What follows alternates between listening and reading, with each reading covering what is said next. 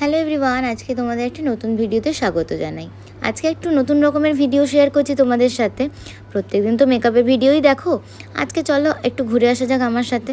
আসলে আমরা গেছিলাম গণেশ ঠাকুর দেখতে, তারপর একটু পেট পুজো তো বানতা হয়, তো বললাম যে বাবাকে চলো একটু ধোসা খেয়ে আসি।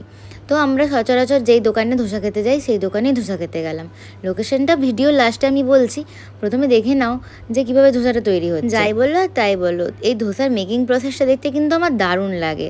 আর সাউথ ইন্ডিয়ান ফুডের প্রতি আমার একটা আলাদাই ভালোবাসা আছে। সকালবেলা যেরকম ইডলি আর বড়া খেতে মন যায়, সেরকম সন্ধ্যাবেলা হলেই মনে হয় কি একটু ধোসা হলে মন্দ হতো না। তোমরা কারা কারা আমার মতো ধোসা লাভার আছো তারা তারা অবশ্যই কমেন্ট করে জানিও। তো এখানকার ধোসাটা হচ্ছে আমার মায়ের পার্সোনাল ফেভারিট। তো মাকেই টেস্ট করতে বললাম কি টেস্ট করে বলো কীরকম কী হয়েছে। তো মা তো ফার্স্টেই টেস্ট করে নিচ্ছে।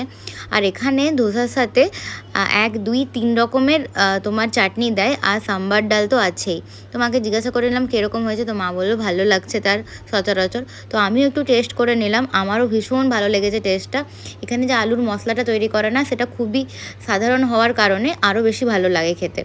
তো বাবা নিয়েছিল দই বড়া, বাবা ধোসা নেয়নি। তো দই বড়াটা আমি বাবার কাছ থেকে একটু টেস্ট করেছি, দই বড়াটা অসাধারণ বানায়, অসাধারণ।